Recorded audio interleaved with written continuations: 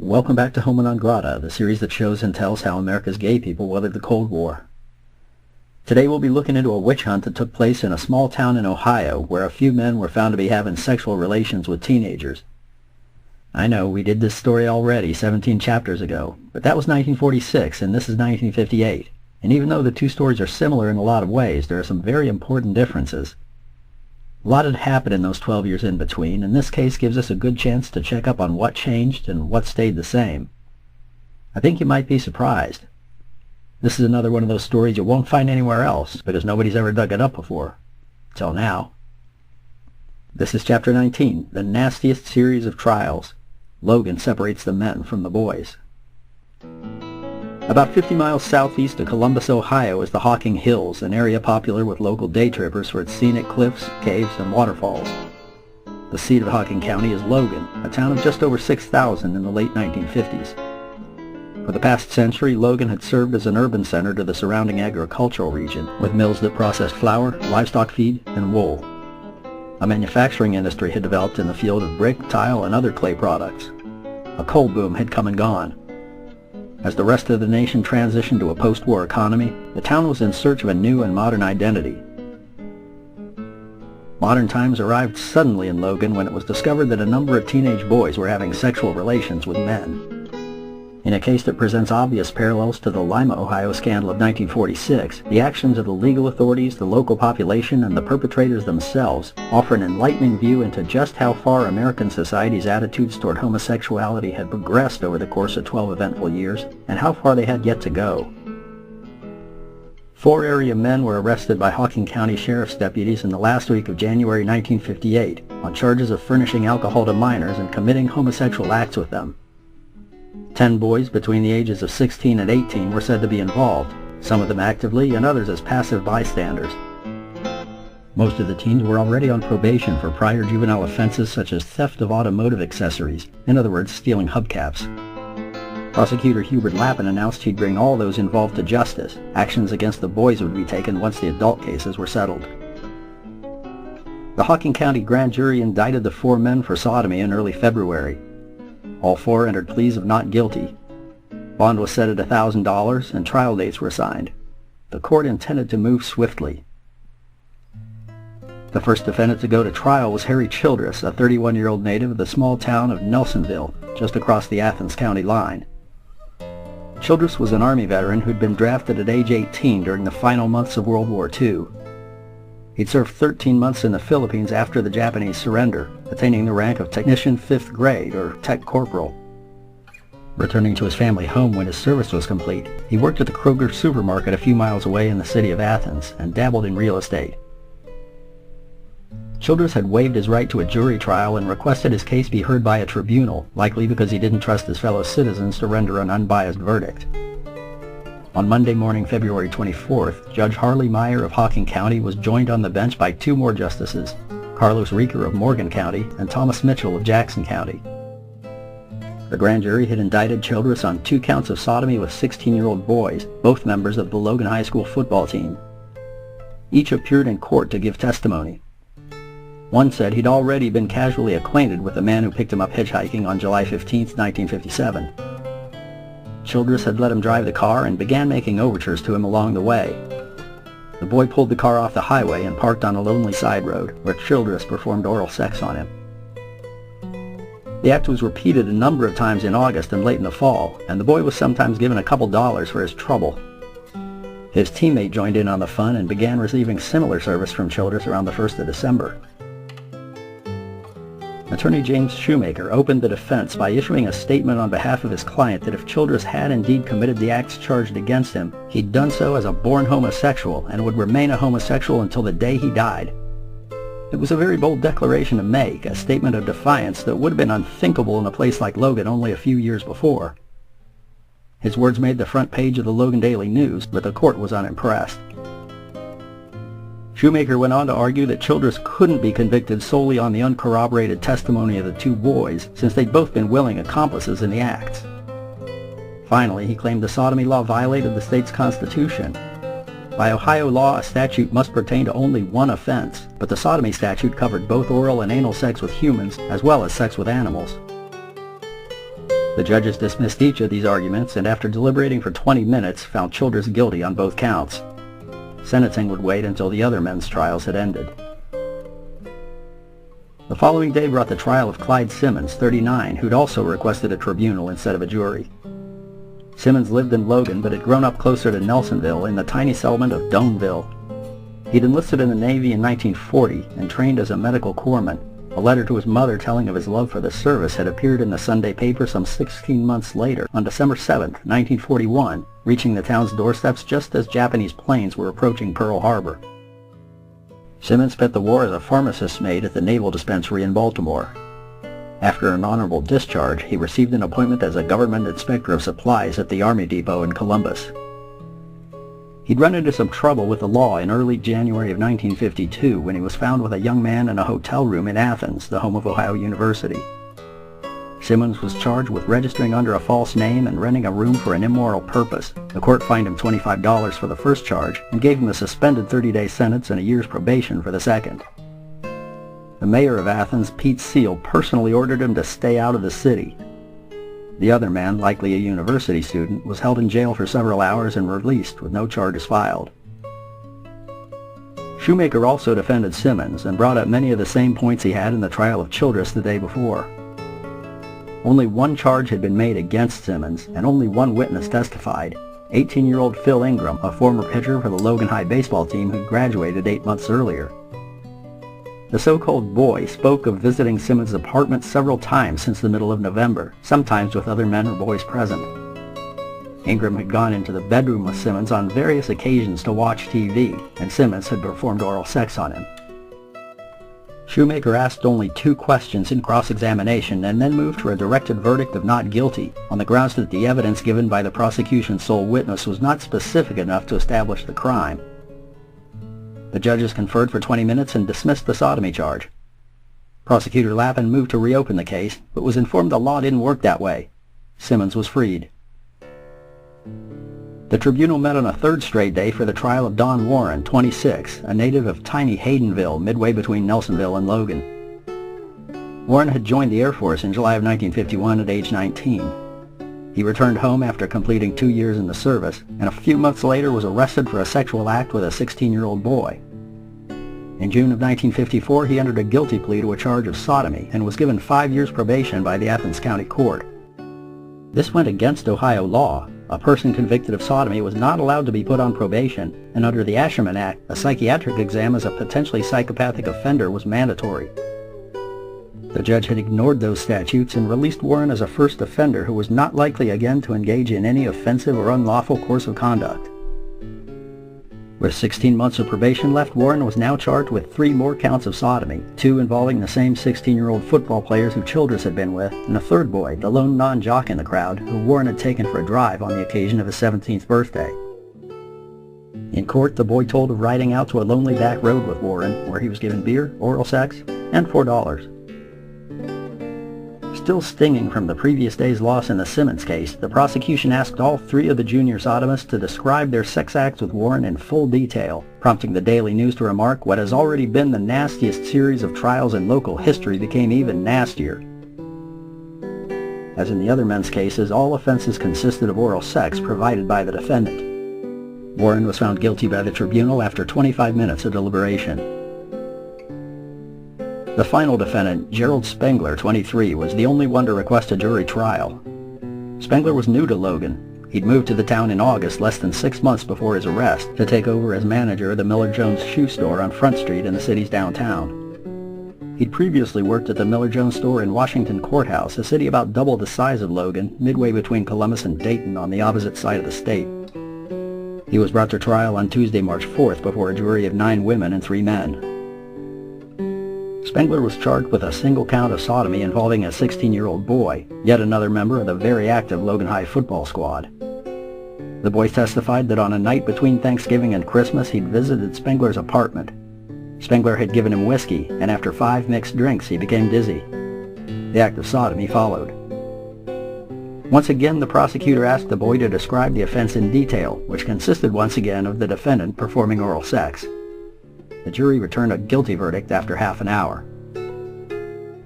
By law, Childress, Warren, and Spengler were sent to the Lima State Hospital for psychiatric exams before sentencing. In a story said to be related, the Logan paper reported the hospital would soon begin an experimental treatment and research program for sex deviants with a focus on child molesters.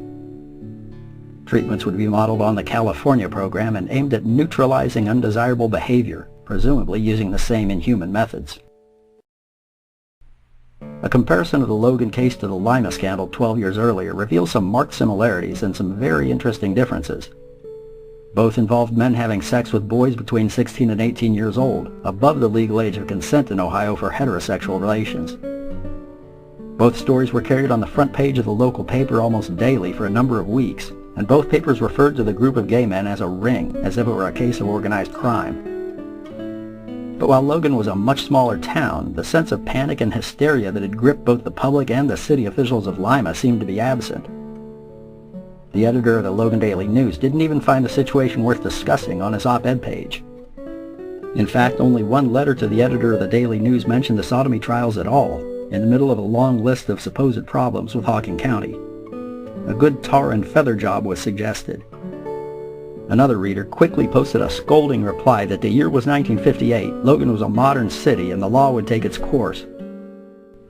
Other readers voiced considerably more outrage over the fate of a tame bear, a former pet released to the wild that had been pestering tourists for food near Ash Cave, a popular local attraction. The Ohio Division of Wildlife had chosen to kill the animal despite a number of offers from animal parks and zoos to give it a home. Compared to this injustice, it seems a few teens getting blowjobs wasn't worth talking about. The difference in attitude was almost surely due to the pervasive coverage of the homosexual problem for the past 8 years in the national press. At the time the news had broken in Lima, gay men were scary monsters whose very existence was cause for alarm. But since then, thousands had been found quietly working in the government and the military, and while they were met with shame, expulsion, and reproach, it was also clear by 1958 they'd done no serious damage to democracy. The homophobic rants from Washington had been substantially muted since Joe McCarthy died of liver failure in May of 1957, a victim of heavy drinking probably tied to internal stress. The nation's leading gay baiter had been dogged by rumors about his own sexuality for years. He'd waded in over his head when he picked a fight with Las Vegas Sun publisher Hank Greenspun, who responded by calling Joe out as a closeted queer on the paper's front page and swearing he had the evidence to prove it. In a major stroke of poetic justice, thinly veiled accusations had even been aired on the Senate floor during the televised 1954 Army hearings. McCarthy's cronies in the right-wing press lashed out rabidly against his accusers upon the senator's death, an ill-advised move that did little more than keep the rumors afloat. 5 months later, the Soviets launched Sputnik 1 into orbit, a metal ball that circled the globe transmitting radio beeps, and the Red Scare took a new and unexpected turn. Instead of fretting over subversives and spies, the U.S. suddenly found itself in the position of playing catch-up to commie technology. The myth of American superiority in all aspects of society was exploded as ham radio operators across the nation tuned in to hear the beep-beep that proved the Soviet success. A U.S. attempt to match the feat in December, a month after the successful deployment of Sputnik 2, ended with a launchpad failure on national television, and the Eisenhower administration was cast in the role of the hapless coyote to Nikita Khrushchev's Roadrunner. The ensuing media storm stoked fears of a serious gap not only in scientific expertise but in the entire educational system, and even greater fears that Soviet rocket technology could just as well be used to deliver nuclear warheads. By the time the Logan situation came to light, homosexuals had become old news, a problem to contend with, but nothing much to get excited about. Even Childress's statement of defiance, which would have spawned shockwaves of indignation 12 years before, was simply acknowledged and shrugged off. By no means was sexual deviation considered acceptable or even tolerable, but public distress over the matter had significantly waned. The Lima State Hospital seemed to have matured as well. In 1946, each examination had been documented with a page-long report to the court, presenting a discussion of the individual's sexual abnormalities and ending with the proclamation that as a homosexual he was a psychopath in need of treatment. After examining the Logan men, the reports from the doctors consisted of nothing more but a terse one-line statement that the subject was neither mentally ill, mentally deficient, nor a psychopathic offender. Homosexual tendencies were not even mentioned. While this may have had more to do with overcrowding at the facility than a change of heart on sexual deviance, it spared the men from spending a year or more in a mental institution. When they returned from their psychiatric exams, Childress, Warren, and Spengler were brought to court for sentencing. Each was given the standard term of 1 to 20 years, with sentences for multiple counts to be served concurrently. Childress would be sent to the Ohio State Penitentiary in Columbus, while Warren and Spengler would go to the Ohio State Reformatory at Mansfield, a late 19th century stone dungeon familiar to modern movie audiences as Shawshank Prison. Warren unleashed an emotional outburst upon hearing his sentence, accusing prosecutors of mistreating the teens to force their testimony, and complaining that he and his friends weren't the only gay men in town who'd been with the boys. A minor inquisition ensued, with a juvenile officer pressuring Warren to name names, and eventually announcing there had been no one else involved. Meanwhile, Prosecutor Lappin was unwilling to admit defeat. As soon as the trials had ended, he'd filed a new charge against Simmons. The Hawking County grand jury issued an indictment in April, and just days after the other 3 men were sentenced, Simmons was arraigned on another count of performing oral sex on Phil Ingram, identical to the last one except for the day when the offense had allegedly occurred. Wary of facing the tribunal again, Simmons requested a trial by a jury and was assigned a court date of June 4th. Ingram had been busy too. As soon as the new indictment was issued, he contacted Simmons and offered to withdraw his testimony in exchange for cash. Simmons persuaded Ingram to come to the Nelsonville home of his brother, a radio and TV technician who'd set up a hidden tape recorder.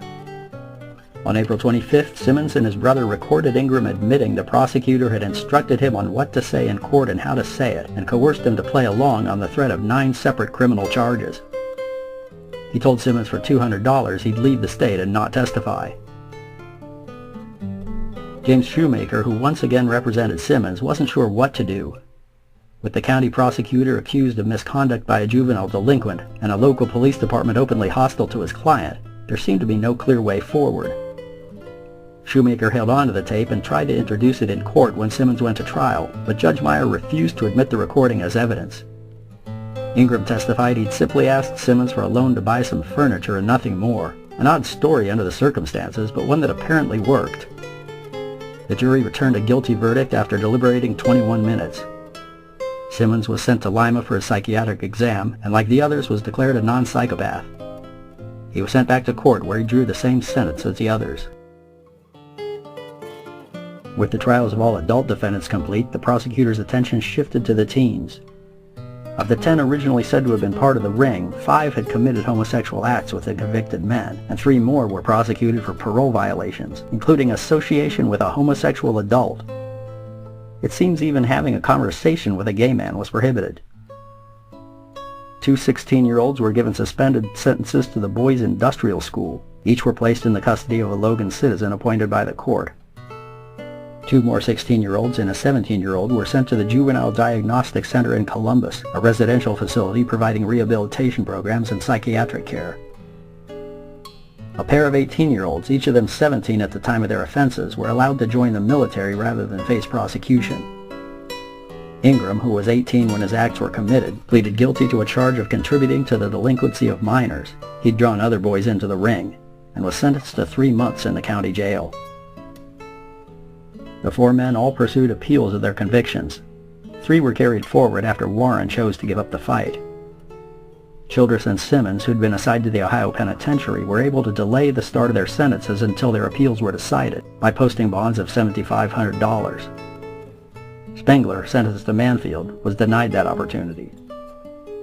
The 3 cases were heard by the 4th District Court of Appeals on September 25th. The judges upheld the lower court's refusal to admit the tape recording of Ingram in the Simmons case, and ruled against the constitutional challenges made by all of the men. The appeals court's written opinion refers to the teens as catamites, a word for the boy lovers of ancient Greek and Roman cultures that hardly applies to occasional adventurous hookups by 20th century teens. It inexplicably terms them the pathic parties to copulation as opposed to the actors, even though it was their genitals that managed to end up in the older men's mouths. Clearly, the court was pushing the narrative that innocent teenage delinquents had been victimized by homosexual adults. Childress was sent to the Ohio Penitentiary on December 18th. Simmons would attempt one last appeal to the Ohio Supreme Court, but the justices declined to hear the case. He began his sentence at the Ohio Pen on June 17, 1959, a little more than a year after being found guilty at his second trial. Just as the last man had been put behind bars and it seemed the matter was at an end, another arrest was made. James West, 27, had returned home to Logan in 1957 after several years in the Army, serving with a medical unit in Korea, in Alaska, and at a number of stations scattered around the country. He'd been charged along with the other men on a secret indictment back in February of '58. When he learned his friends had been arrested, he got out of town, but didn't run far enough. In August of 1959, he was found to be living in Columbus. He was captured by sheriff's deputies there and returned to Logan for trial on charges of performing oral sex on two boys who'd been 16 and 18 years old at the time. Nobody was going to suck the dicks of Hocking County teenagers and get away with it. West entered a plea of not guilty and was released on $2,000 bail, double the amount paid by the others. He was indicted by the grand jury in early October and brought to trial on Thursday, November 12th. Both of his victims testified. The younger boy was one of those who'd also enjoyed the company of Childress and Warren.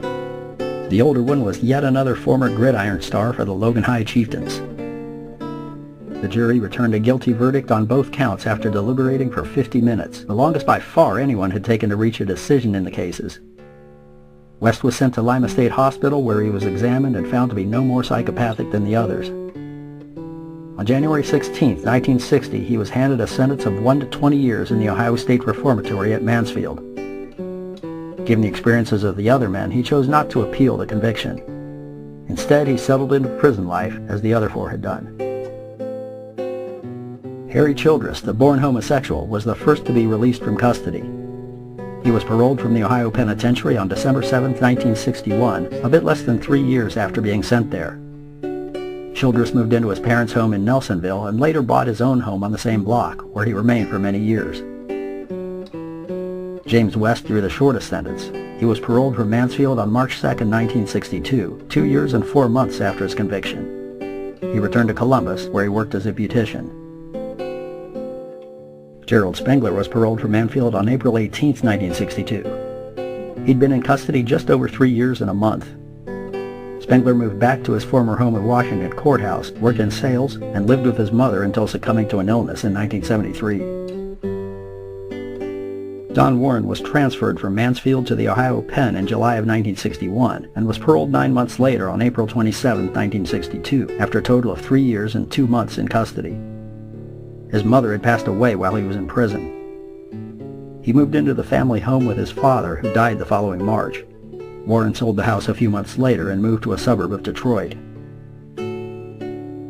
Clyde Simmons served the longest sentence of all the men. He was held in the Ohio Pen until September 9, 1965, a term of 5 years and 3 months, for a single count of performing oral sex on an 18-year-old man.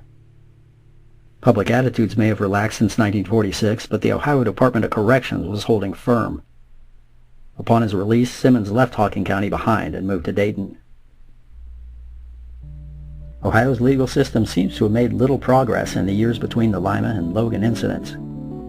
The legislative mandates on sentencing for those convicted of sodomy, the unwillingness of prosecutors to make plea bargains even when it was clear no harm had been done, and the parole board's apparent aversion to early release left the state's homosexual offenders facing some of the harshest penalties in the nation. But it also seems a great deal of progress was made in the way that Ohio's gay people regarded themselves. Where the men of Lima were resigned to pleading guilty and taking their punishment, not one of the Logan men gave in without a fight. Each of the 5 convictions was immediately followed by a motion for a new trial, on the grounds that the evidence was not sufficient to support a guilty verdict, and the judges had made prejudicial rulings on points of law. All but one of the men filed for an appeal to a higher court. 3 of them were represented by a team of 2 defense attorneys. In Lima, John Jose had been unable to find anyone willing to defend him and had to settle for a court-appointed counsel. Even more significant was the level of openness that now existed on both sides of the bench. A long-standing tradition across the nation was that in sodomy cases, unlike any other area of American law, the prosecution had been excused from stating the details of the charges out of a prudish and misguided sense of courtroom decorum. A man could be convicted without ever knowing exactly what he was accused of. The Lima indictments didn't define the acts that were committed, and the men had waived a formal reading of the charges in court out of personal shame. But in Logan, both the indictments and the courtroom testimony specifically described the offenses.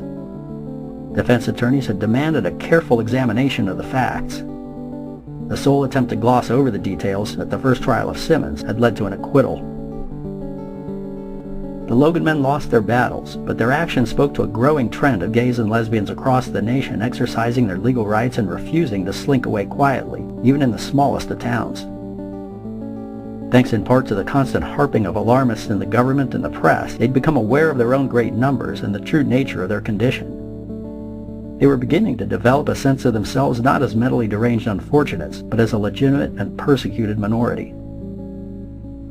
The community's strategies for survival and self-defense were already being formed and put into action. Courtroom victories were still hard to come by. Well, that's it for today. Next time we're heading to New York City to check up on a small-town mayor and high school teacher who was wrongfully arrested for soliciting sex in the restroom of a Manhattan subway station.